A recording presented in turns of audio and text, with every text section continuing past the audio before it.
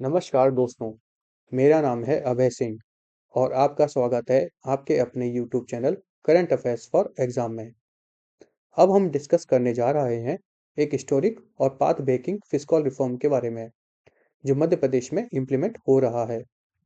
Madhya Pradesh India के पहले state बनने जा रहा है जो इंट्रोड्यूस कर रहा है एक रोलिंग बजट फ्रेमवर्क जो स्टार्ट हो रहा है 2026-27 फाइनेंशियल ईयर से। अब आप सोच रहे होंगे कि रोलिंग बजट क्या होता है और ये क्यों इतना इम्पोर्टेंट होता है। इसे समझने के लिए पहले ये जान लेते हैं कि ट्रेडिशनल बजट बजट जो हम नॉर्मली देखते हैं वो स्टैटिक होते हैं। मतलब बजट एक साल के लिए तैयार किया जाता है और बस उसी हिसाब से एलोकेट होता है, चाहे इकोनॉमिक चेंज हो या ना हो। लेकिन रोलिंग बजट एक डायनामिक और फ्लेक्सिबल फ्रेमवर्क है।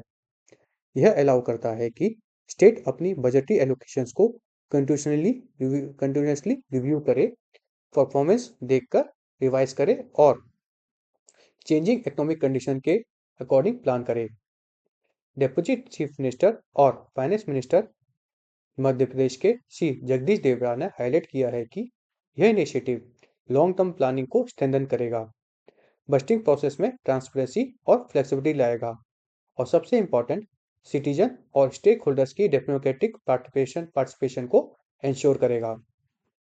यानी यह अप्रोच को सिर्फ एक फाइनेंशियल डॉक्यूमेंट नहीं बल्कि पब्लिक फ्रेंडली, आउटकम ओरिएंटेड और इनक्लूसिव गवर्नमेंट टूल बना देती है। चलिए अब शुरू करते हैं और समझते हैं कि मध्य प्रदेश का रोलिंग बजट सिस्टम कैसे काम करेगा। 2026 से 27 के स्टेट बजट के साथ इनिशिएटिव एस्टिमेट दिए जाएंगे दो, जो कि 2027-28 और 2028-29 के लिए इसी तरह से एक 3 year rolling budget system established होता है। इसके के फीचर बात करें, मतलब इसके मुख्य कुछ बिंदु हैं वो ये हैं कि हर साल रिव्यू और रिवीजन पॉसिबल होता है। इसमें इकोनॉमिक परफॉर्मेंस और एक्चुअल रेवेन्यू कलेक्शन के हिसाब से एडजस्टमेंट किए जा सकते हैं। इससे प्लानिंग और रिसोर्स एलोकेशन रियलिस्टिक और प्रैग्मेटिक हो जाते हैं। पॉलिसी इंटरवेंशन और कैपिटल एक्सपेंडिचर को भी फ्लेक्सिबली एडजस्ट करना पॉसिबल होता है। यह रोलिंग बजट सिस्टम एक कंटिन्यूस मॉनिटरिंग और एवेल्यूशन मैकेनिज्म प्रोवाइड करता है। अगर किसी सेक्टर में एक्सपेक्टेड रेवेन्यू आउटपुट अचीव नहीं होता है तो एलोकेशन रिवाइज करके इंश्योर किया जा सकता है कि ऑब्जेक्टिव अचीव हो सके। एक एक और बहुत इंपॉर्टेंट एस्पेक्ट है पब्लिक और एक्सपर्ट पार्टिसिपेशन।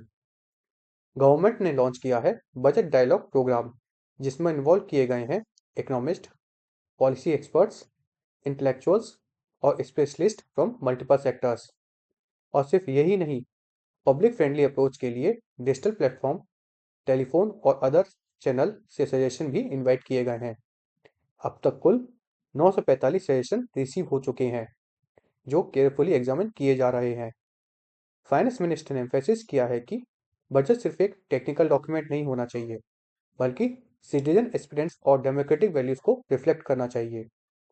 यह एक बहुत ही इनोवेटिव और इनकल्सिव प्रैक्टिस है जिससे सिटीजन को यह फील होता है कि उनकी आवाज़ भी गवर्नेंस में कंट्रीब्यूट कर रही है।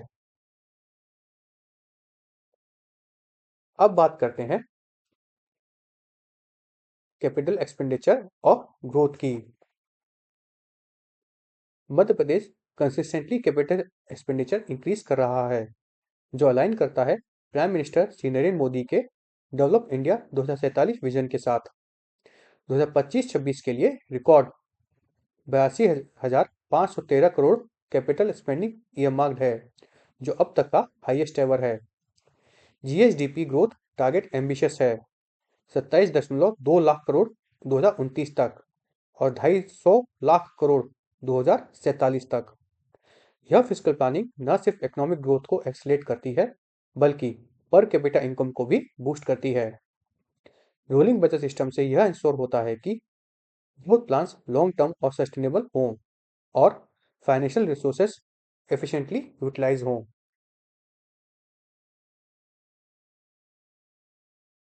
अब समझते हैं कि बजट का फोकस कौन से सेक्टर पर है और गवर्नेंस रिफॉर्म कैसे इंटीग्रेट किए गए हैं। पहला, एग्रीकल्चर और फार्मर सेक्टर पे बात करते हैं।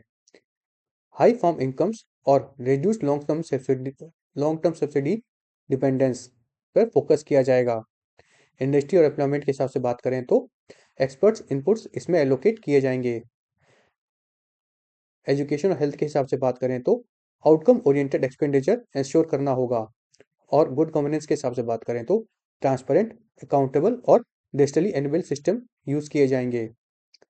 रोलिंग बजट अप्रोच से भी रोलिंग बजट अप्रोच से यह भी पॉसिबल है कि रिसोर्स डायनेमिकली अलॉट किए जा सकें, जिससे कि sector specific intervention time bound और इफेक्टिव हो। यह सिस्टम इंश्योर करता है कि policy decision of fiscal allocation एक दूसरे के साथ कंटिन्यूली अलाइन रहें। इस इनिशिएटिव का यूपीएससी के लिए सिग्निफिकेंस भी काफ़ी ज़्यादा है। यह बजटरी इनोवेशन और स्टेट लेड फिजिकल रिफॉर्म्स का परफेक्ट एग्जाम्पल है।